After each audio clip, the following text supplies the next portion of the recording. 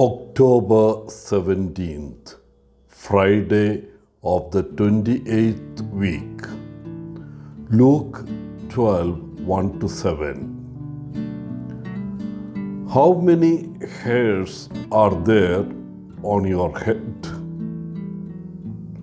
It is said a normal person's head contains about 100,000 to 150,000 hairs.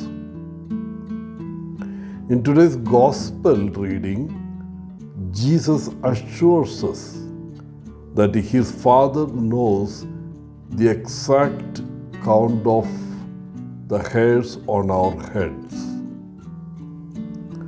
Jesus' point is that we are precious in His Father's sight.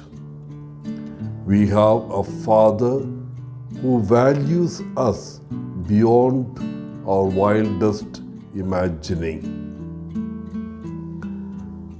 Today, Jesus warns His disciples, beware of the yeast of the Pharisees. The Pharisees were extremely religious and they lived out the letter of the law.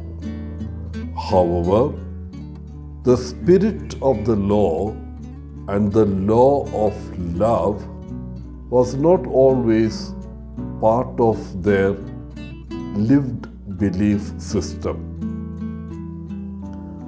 Jesus understood this when He realized that they were plotting to destroy Him.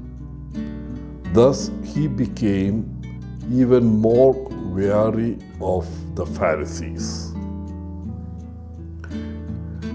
In the Gospel reading, Jesus draws a contrast between two different kinds of fear. One being a misplaced fear and the other a reasonable fear.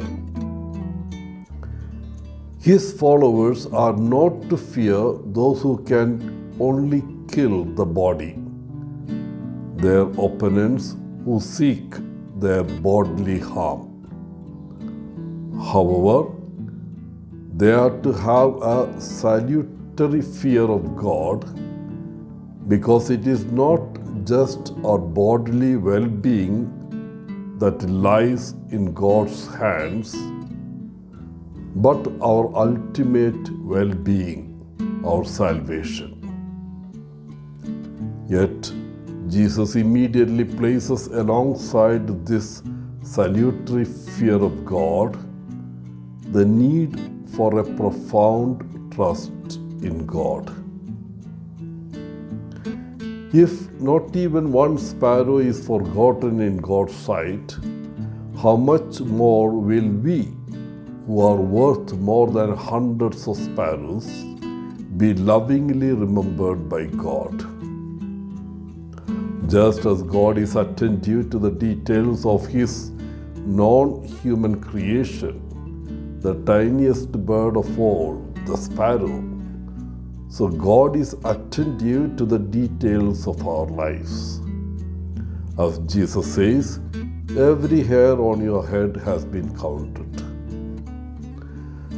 Jesus invites us to trust in God's loving provision for us.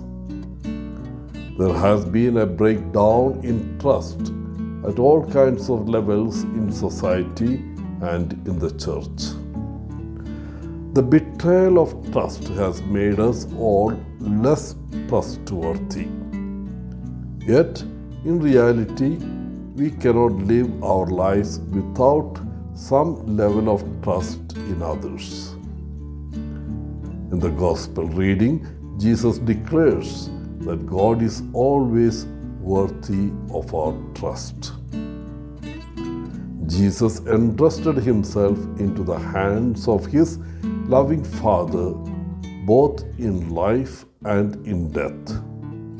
This gave Him a wonderful freedom. Dear friends, Jesus invites us to have the same trust in God, our loving Father, as He had. Wishing you a good day, Father Paul, CSSR from Bangalore.